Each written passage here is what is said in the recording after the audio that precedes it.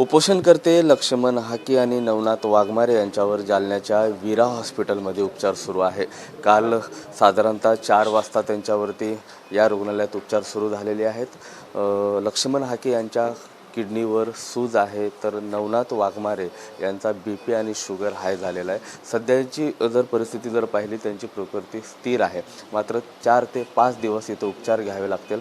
10 दिवस उपोषण केल्यामुळे त्यांच्या शरीरातलं इंटरनल जे इन्फेक्शन आहे ते वाढल्याचं डॉक्टर सांगतात। एकंदरीत परिस्थिती पाहता सध्या ते या अतिदक्षता विभागात त्यांच्यावरती उपचार सुरू आहे। माझ्यासोबत डॉक्टर आहेत। सर, आजचा कितवा दिवस आहे? साधारणतः काय काय तुम्ही उपचार सुरू केले? आजचा आपल्या विरा मेडिसिटीमध्ये दाखल केल्यानंतरचा दुसरा दिवस आहे उपचाराचा।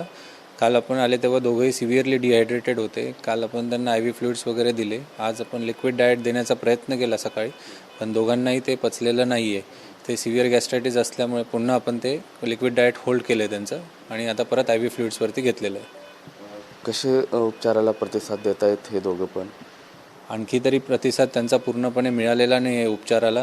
हाके साहेबांचा BP वाढल्यामुळे त्यांचा BP कमी होण्यासाठी थोडासा वेळ लागेल। वाघमारे साहेबांना गॅस्ट्रायटिस भरपूर आहे आणि डिहायड्रेटेड जास्त झाल्यामुळे त्यांचा BP फार कमी राहतो आहे, तरी आपण IV फ्लुइड्सनी BP वाढवण्याचा प्रयत्न करतो आहे। त्या दोघांचीही BP असेल, शुगर असेल, किडनीवर काही असर आहे का? किडनीवरती शरीराचे काही घटक असतात, सोडियम, पोटॅशियम वगैरे, त्या दोघांचेही कमी झालेले आहेत आणि थोडी किडनीवरती सूजही आहे। साधारणतः काय त्यांना दिलं जातं? फळं दिलं जातात किंवा अन्न वगैरे दिलं जातं? आणखी तरी अन्न फळं काही देण्याचं आपण सुरुवात नाही केलेली। आता फक्त IV फ्लुइड्सनी थोडंसं हायड्रेशन करतोय, आणि मग एकदा लिक्विड डाएट पचवणं सुरू केलं की मग आपण सुरुवात करूयात। साधारणतः आता किती दिवस त्यांच्यावरती इथं उपचार करावे लागतील? आणखी 4-5 दिवस तरी त्यांना हायड्रेशन व्यवस्थित मिळून नॉर्मल डाएटवर येण्यासाठी लागतील। त्यांची सोनोग्राफी वगैरे केली, ECG वगैरे तुम्ही केलेले आहे, त्याच्यात काय रिपोर्ट्स आले?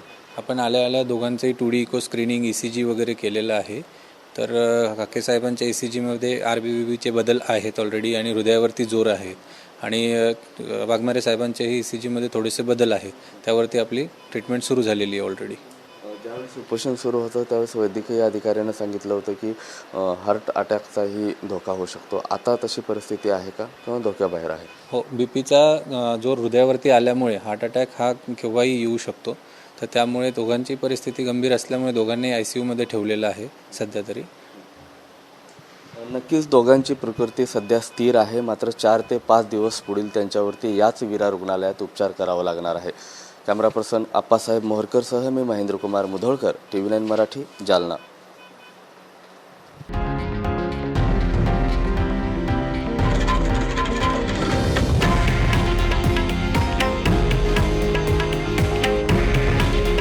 हे आहे देशातील नंबर 1 न्यूज नेटवर्क, आणि आपण पाहत आहात TV9 मराठी।